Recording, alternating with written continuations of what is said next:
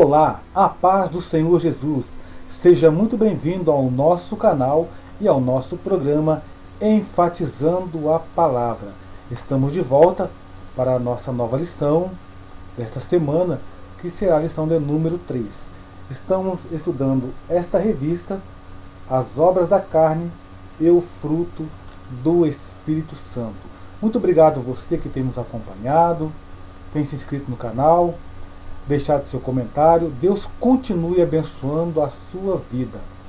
Sou o pastor Eric Leite, da Igreja Evangélica Assembleia de Deus, do Ministério de Taubaté, na cidade de Caxambu.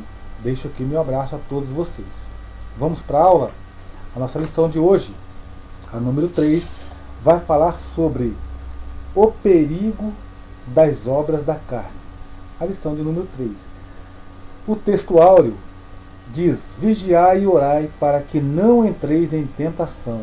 Na verdade, o espírito está pronto, mas a carne é fraca. Mateus, capítulo de número 26, versículo 41. Verdade prática. Oremos e vigiemos para que não sejamos surpreendidos pelas obras da carne. Meu irmão, é uma lição de extrema importância para os nossos dias, para o momento em que a igreja tem vivido e tudo que tem acontecido no meio evangélico, para podermos saber diferenciar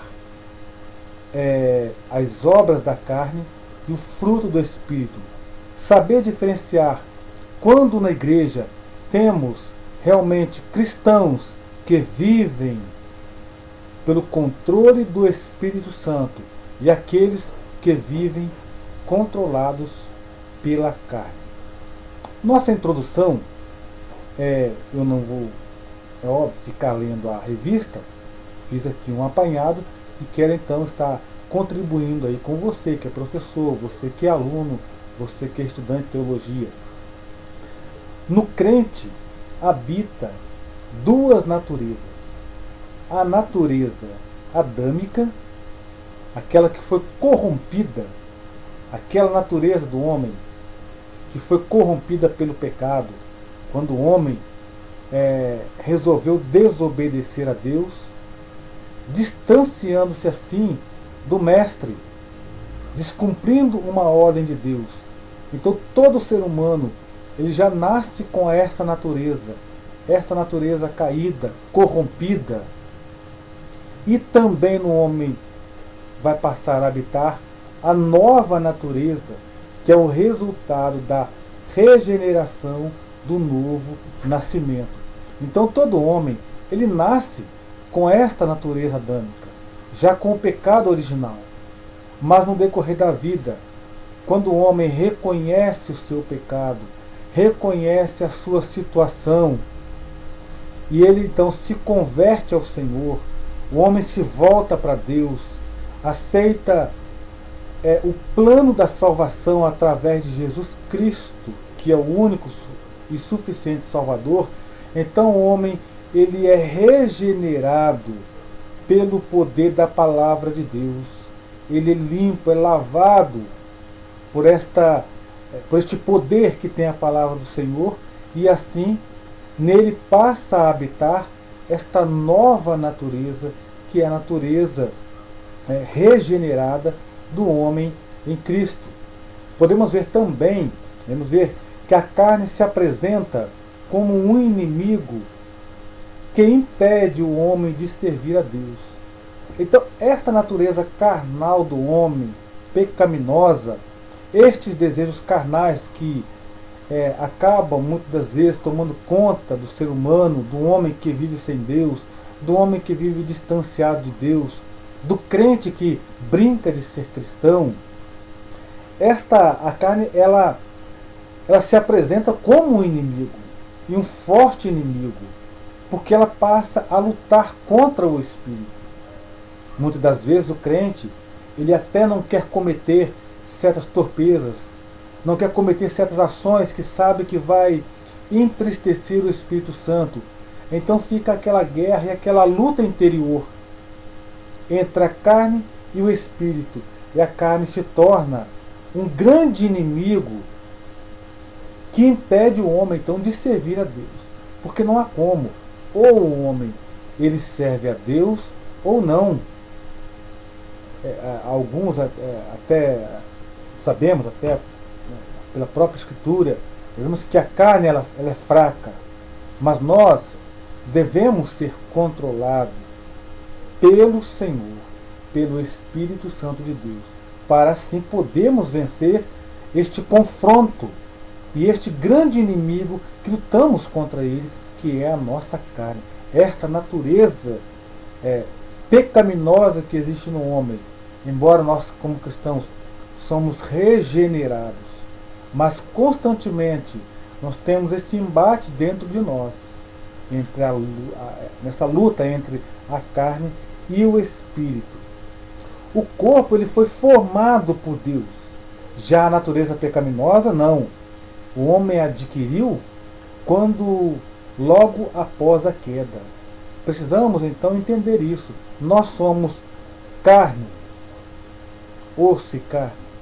Fomos formados por Deus, este nosso corpo. Mas esta natureza pecaminosa, não, esta o homem adquiriu logo após a sua queda, ao desobedecer a uma ordem do Senhor. É preciso a gente deixar claro isso, os alunos compreenderem, todas aquelas pessoas que nos ouvem, saber diferenciar e compreender bem essas questões. Precisamos ser controlados pelo Espírito. Caso contrário, o crente ele morre espiritualmente. Então, querido, se o homem, se o crente, o cristão, aquele que se diz servo de Deus, se ele não for controlado pelo Espírito do Senhor, com certeza ele pode e vai morrer espiritualmente. Porque há, como eu disse há pouco, aquele embate, aquela luta entre a carne e o espírito. E a pergunta é, quem é que eu estou alimentando mais? Quem é que o crente está alimentando mais?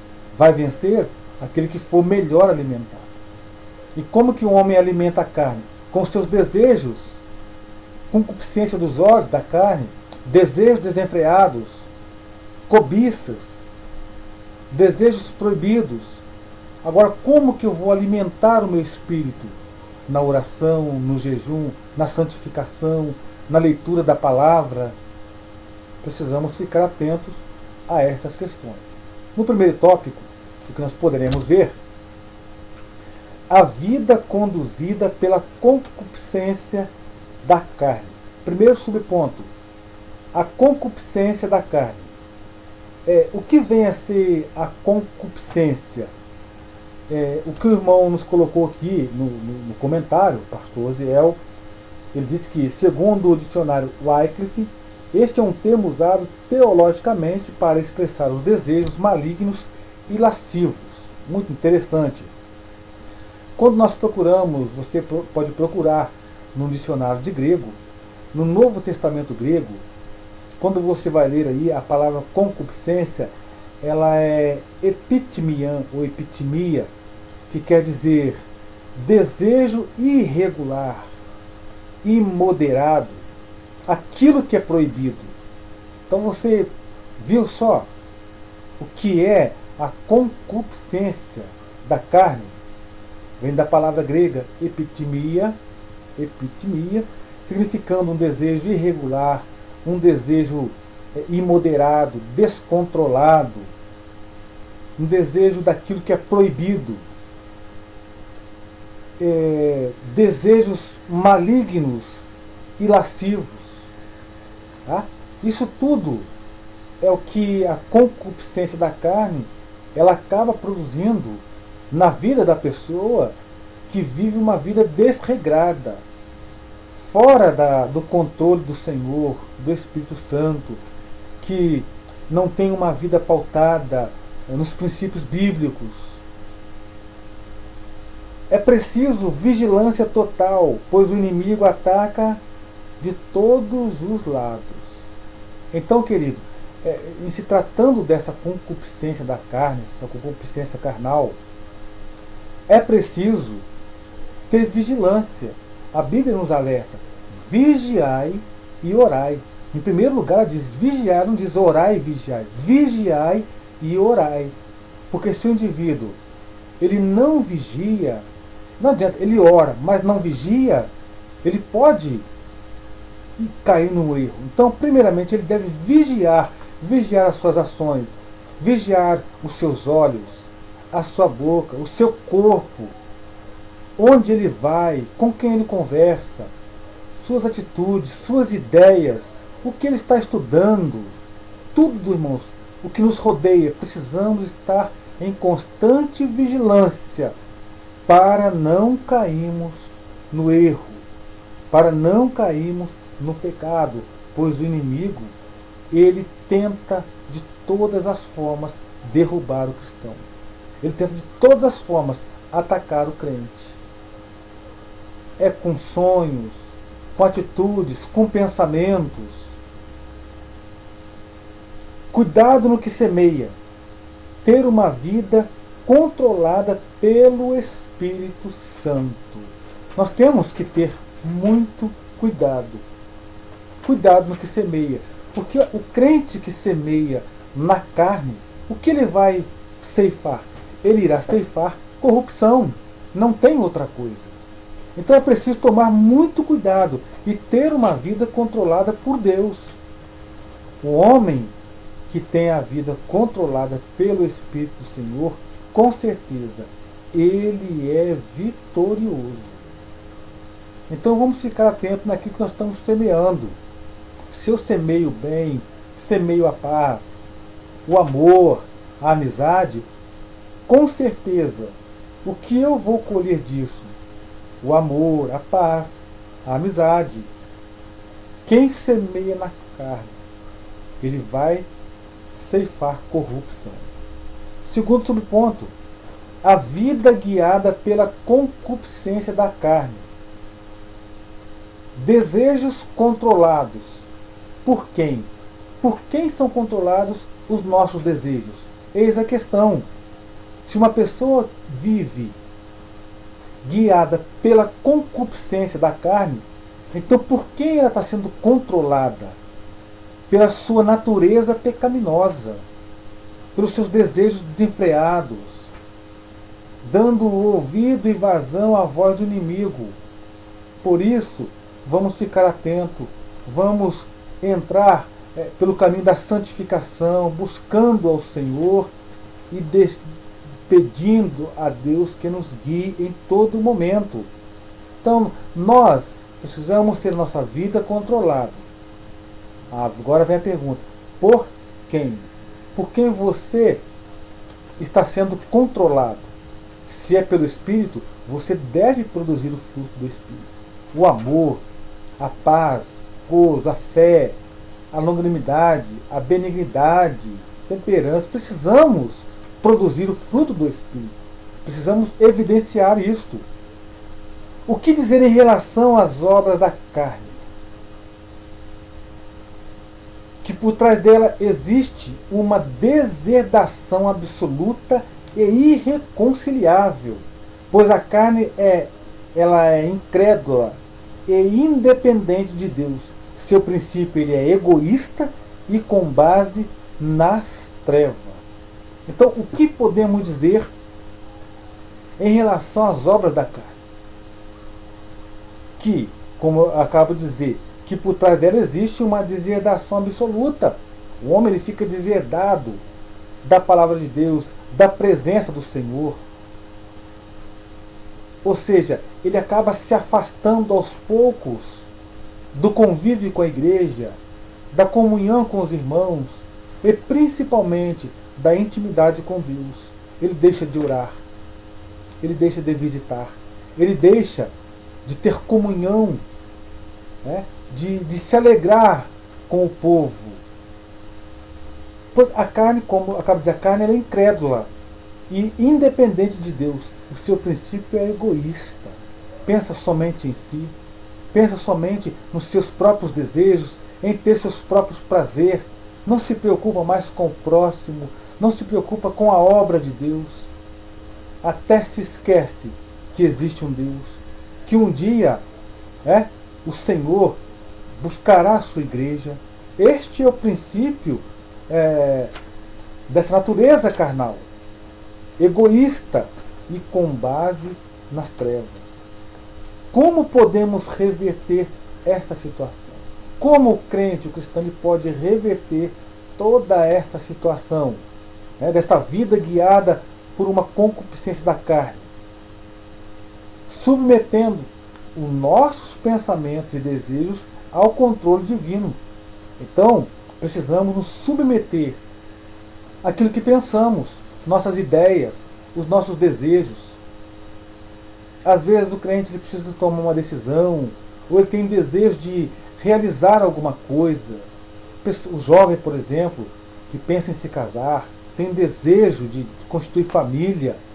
Ele precisa saber se este desejo ele está dentro dos padrões bíblicos, se ele não está desejando algo proibido. Muita atenção, jovem. Você na igreja, que a igreja é dotada de muitas pessoas, homens e mulheres casados, jovens solteiros, viúvas e viúvos. Então, muita atenção para saber se o seu desejo não desagrada a Deus, não foge às regras e princípios bíblicos. E isto nós podemos conseguir nos submetendo os nossos pensamentos e os desejos ao controle divino, mortificando a nossa natureza. E para mortificar a nossa natureza, se faz necessário uma vida com Deus e uma conduta cristã regrada nas Escrituras. Não estou dizendo que temos que ser fanáticos, que ser crentes quadrados, não. É simplesmente viver uma vida em obediência à palavra do Senhor. Uma vida de temor. O Espírito Santo ele mostra ao pecador a necessidade de abandonar as obras da carne para ter o caráter de Cristo. Então, meu querido, se nós nos deixarmos ser guiados pelo Espírito Santo de Deus, é Ele quem nos mostra o caminho, é Ele que nos conforta, é Ele quem nos guia, é Ele que mostra ao pecador a necessidade de abandonar as obras da carne. Quando uma pessoa aceita Cristo, é novo convertido, mesmo aqueles que têm tempo na igreja, que acaba dando uma vacilada, acaba dando mais vazão e lugar à carne, então o Espírito Santo ele fala com ele fala ao coração, porque ele tem um zelo por nós. Então ele vai falar ao coração do pecador sobre a necessidade do abandono das obras da carne, porque estas obras, com certeza, ela pode levar, e ela vai levar o homem, se ele não se arrepender, ao naufrágio espiritual. Pois a Bíblia diz lá em Gálatas 5,16 em diante, sobre as obras da carne, prostituição, lascívia, emulações, dissensões, tantas que estão escritas lá, coisas semelhantes a estas. Ele disse o quê?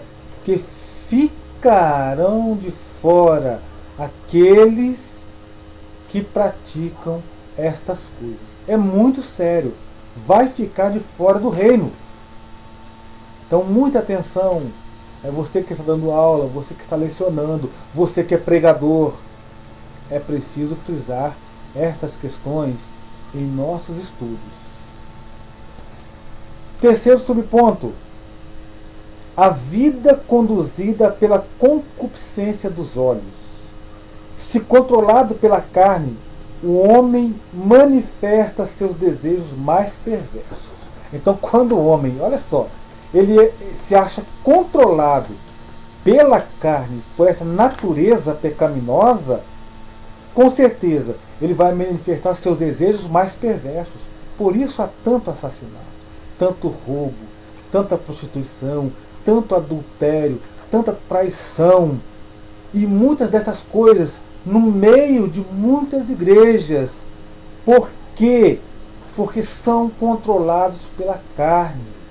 O apóstolo Paulo ele repreende a igreja dos Coríntios quando fala para os irmãos, homens carnais que praticavam coisas que nem mesmo os gentios praticavam. Muitos crentes ainda meninos que não amadureciam, não buscavam aquele contato com Deus, não buscavam crescimento espiritual. Então, cuidado, porque aquele que é controlado pela carne, né, os seus desejos que vão manifestar são desejos perversos. A carne ela quer mostrar ao homem que ele não precisa mais de Deus, pois já alcançou a maioridade. É um grande problema. Quando a pessoa ela acha que já sabe muito, porque eu sou pregador, sou ensinador, sou teólogo, dando às vezes lugar para a carne, para as paixões carnais.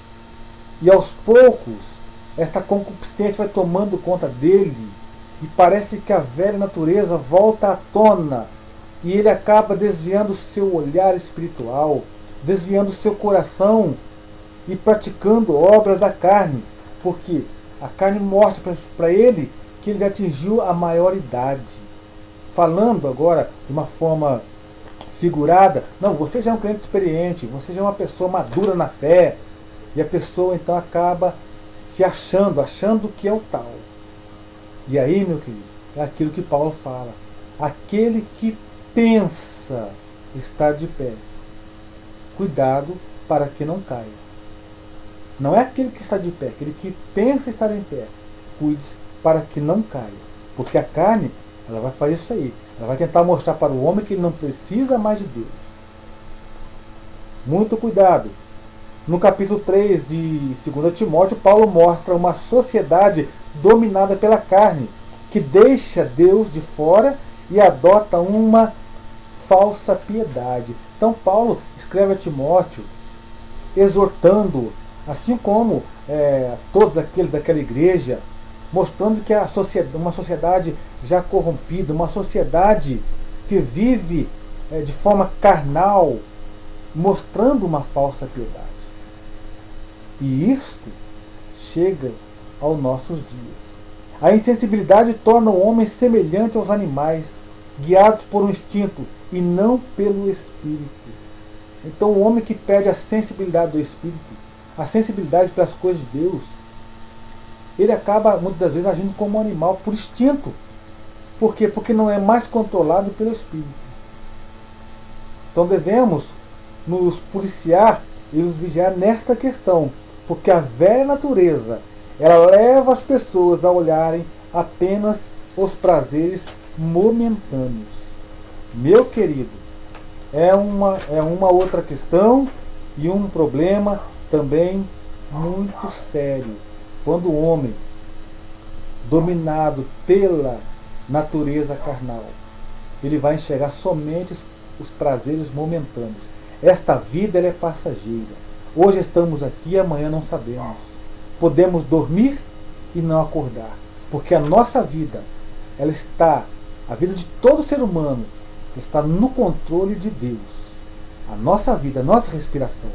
Mas a nossa vida espiritual, precisamos nos submeter ao controle divino. É o que muita gente hoje não tem feito. E se naufragando no pecado. O segundo tópico, a degradação do caráter cristão. Caráter, o termo grego, caráter, estampa, impressão, marca. O que degrada o homem é a natureza pecaminosa. Essa natureza é o que degrada o homem, é o que mancha a imagem do homem, essa estampa do homem, essa impressão do homem. Então o nosso caráter, ele precisa estar moldado, transformado por Deus. E só Deus quem pode transformar o caráter do homem. Ninguém mais pode fazer isso. Nenhuma escola, nenhuma universidade. O homem pode muitas das vezes mudar seu pensamento, sua atitude, mas o caráter do homem, somente Deus pode transformar o caráter do ser humano. Sem o Espírito Santo, o homem irá desejar aquilo que contraria a vontade de Deus. Porque a vontade do homem é uma, a vontade de Deus é outra. E nós precisamos nos submeter à vontade do Senhor. Quando oramos o Pai Nosso, dizemos, seja feita a tua vontade, nós temos que ter uma noção quando fazemos esta oração. Porque muitas das vezes a vontade de Deus não é a nossa. E o homem, para viver na vontade de Deus, ele precisa aprender a renunciar, a negar-se a si mesmo, a renunciar às coisas deste mundo, os prazeres momentâneos. Sem o Espírito Santo, então, o homem irá desejar aquilo que contraria a vontade de Deus. E isto, como acabo de falar, muita gente tem cometido. Muitos cristãos contrariando a vontade de Deus com os seus próprios desejos, com as suas próprias vontades. O caráter é mudado pelo Espírito. Ao aceitar a Cristo Jesus, o caráter ele passa por uma transformação. Porque a nova natureza entra nele, pela regeneração, pelo novo nascimento. E Cristo, então, transforma o caráter do homem. Ele tem uma nova imagem, uma nova estampa, uma nova impressão. Quem passa e olha para ele diz, ali vai um homem de Deus, ali vai uma mulher de Deus. Se ele mentir, ele não mente. Se ele brigava, ele não briga mais. Porque ele tem um caráter diferente, mudado e transformado pelo Senhor. Não basta ser crente, é preciso evidenciar o caráter cristão mediante ações. Não apenas por palavras. Não adianta dizer que é crente, pregar, ensinar e falar. É preciso que isso esteja evidenciado em nossas ações, em nossas práticas. As pessoas lá fora precisam ver em nós homens e mulheres transformados por Deus. Como diz um pregador, pregue a palavra de Deus. Se for necessário, use palavras. Por quê? Precisamos pregar com a nossa vida, com a nossa conduta, com o nosso testemunho. A velha natureza tem feito muitos crentes causarem escândalos, divisões e rebeliões nas igrejas. E isso tem acontecido em nossos dias. Porque a velha natureza vai reacendendo a sua chama dentro de muitos crentes e acabam a dar muitos escândalos. E que estamos vendo muito nos dias de hoje na igreja. O Senhor disse que era inevitável que viria os escândalos, mas ai daqueles por quem vem o escândalo.